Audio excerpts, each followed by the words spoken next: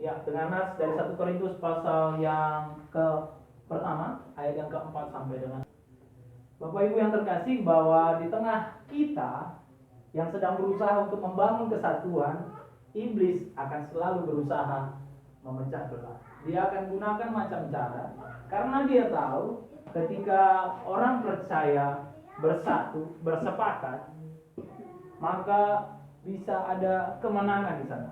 Berusaha. Ini gambar belalang, ya, di satu kota di Cina, kejadiannya Februari kemarin. Jadi di sana di beritanya dibilangnya judulnya kurang lebih begini: Corona belum usai, wabah belalang melanda Tiongkok, katanya. Tetapi ini terjadinya Bapak Ibu, ini karena belalangnya ramai, banyak, bersama-sama, satu tujuan, satu arah semuanya. Coba bayangin kalau cuma 2 ekor atau 3 ekor lewat, jangankan sampai ke Cina, lewat Sakal aja udah langsung habis itu. Ya kan, ditangkap sama anak-anak Sakal ya, jadi mainan, putusin semua kakinya, lompat-lompat lagi dari situ aja.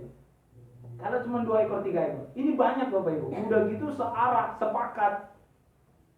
Nah, maksudnya Bapak Ibu, saya bukan bicara soal kuantitas di sini, tapi bicara soal kualitas dari kebersamaan, kesepakatan, satu arah.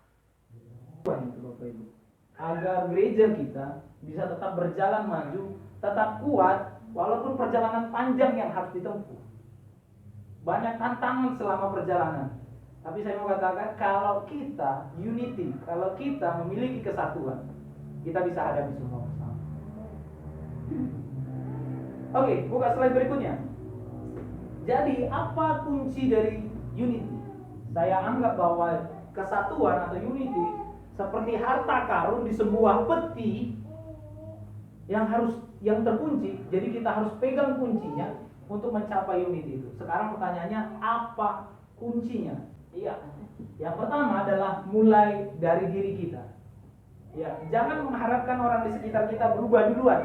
Kau jangan gitu Bapak Ibu. Jangan ditunjuk orang lain dulu, tapi mulai dari diri kita. Next. Yang harus kita lakukan adalah bangun kesadaran bahwa kesatuan sangatlah penting. Mari kita buka dari Efesus pasal 4 ayat yang ke-3 sampai yang ke-7. Dan apa Bapak Ibu tadi bacanya?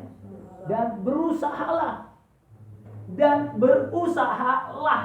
Lahnya itu menunjukkan kita diajak, kita diminta untuk melakukan berusaha. Kenapa harus usaha? Karena memang akan sulit, banyak tantangannya. Saya bilang tadi dari awal bahwa iblis akan menggunakan berbagai macam cara untuk memecah belah kita. Mulai dari sikap tidak peduli dengan satu orang lain, sakit hati, akar pahit. Banyak guna cara untuk mematahkan kesatuan. Tuhan Yesus tidak menunggu keputusan kita apakah ia mau disalib.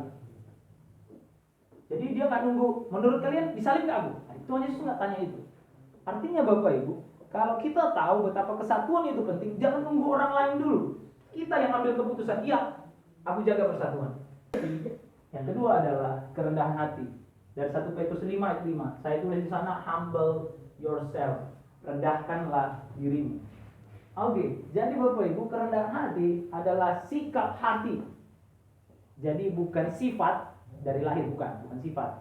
Sekali lagi, ini sikap hati yang berkenan kepada Allah. Kenapa saya bilang begitu? Karena sikap rendah hatilah yang akan menyiapkan kita, membentuk kita, mempersiapkan kita untuk berkenan kepada Allah. Bapak Ibu yang terkasih, bahwa kerendahan hati sebenarnya menguatkan kita, membentengi kita untuk melawan sifat kesombongan yang saya bahas 3 minggu yang lalu. Yang kedua, menghakimi. Ini kuncinya untuk melawan kedua sifat itu. Saya bilang bahwa Bapak Ibu masih ingat bahwa kesombongan dan sifat menghakimi ini, sikap menghakimi ini bisa merusak, bahkan berbahaya bagi pertumbuhan iman. Bisa diri dia juga mempengaruhi iman orang lain, apalagi merusak kesatuan. Maka diminta mari kita miliki kerendahan hati, agar kita tetap berkenan kepada Tuhan, menjaga hidup kita berkenan kepada Allah. Sikap Bapak Ibu yang terkasih, kerendahan hati bukanlah sifat alami, artinya bukan dari lahir. Kerendahan hati tidak diperoleh dengan instan, dengan cara mudah. Hanya bilang bahwa aku percaya Yesus, lalu tiba-tiba berubah, ada lingkaran di atasnya, lalu bilang aku rendah hati. Nggak gitu, nggak bisa gitu. Tapi kerendahan hati butuh proses. Lalu yang ketiga, mengutamakan kepentingan bersama. Dari Galatia 6 ayat yang kedua sampai dengan ketiga. Saya persembunyi agak kurang apa. Aku kalau dibohongi, aku kalau merasa ya, aku dibohongi kayaknya sakit hati kali gitu ya kan. Ini nggak mau murahnya ini gitu ya, pasti beli. Wah, bisa mahal kali rupanya gitu kan. Kayak dibohongi tuh, aduh gitu. Orang lain yang bohongin aja wah, sakit hati. Apalagi ini aku sendiri menipu diriku sendiri kan. Waduh. Jadi mari Bapak Ibu kita saling bertolongan satu sama yang lain. Maka kita mengutamakan kepentingan bersama. Kalau lihat bahwa ini baik untuk bersama, mari Bapak Ibu. Silahkan. Bapak Ibu yang terkasih, dengan mengutamakan kebersamaan, maka kita harus berani mengatakan tidak pada sifat egois. Artinya yang penting aku. Kira-kira ini aku dapat untung apa? Gitu ya kan? Kalau begini gimana caranya? Ini kalau aku nggak dapat apa-apa, ngapain aku? Apa untungnya sama aku? Jangan gitu. Kalau aku nggak dapet ini, udahlah gitu. Jangan gitu Bapak Ibu. Jangan akunya, jangan egonya, jangan sayanya, mementingkan diri sendiri. Lihat harus kepentingan bersama. Yang kedua, kita juga harus menolak perpecahan. Karena yang penting bagaimana semua tetap baik-baik saja. Bagaimana yang lain juga bisa bersama-sama berjalan bergandengan tangan. Yang ketiga, menyalahkan dan merendahkan orang lain. Ini bertentangan dengan mengutamakan kepentingan bersama. Apalagi yang terakhir, kalau ini biasanya disingkat SMS. Kalau Ibu Gembala bilang, senang melihat orang susah, susah melihat orang senang. Kayaknya Bapak Ibu, ketiga sifat ini mengingatkan kita semua untuk mari belajar menghargai martabat dan kelebihan orang lain. Belajarlah untuk membangun orang lain. Belajar untuk menyampaikan hal-hal dengan cara yang baik agar orang lain diberkati lewat perkataan kita, lewat sikap kita, lewat pelayanan di gereja kita, lewat apapun yang kita lakukan dengan orang-orang di sekitar kita.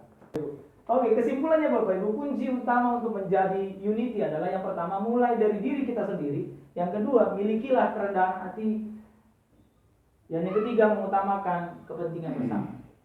Bapak Ibu yang terkasih, mari kita bangunlah kesatuan dan anggaplah, mari bangun kesadaran bahwa pentingnya bagi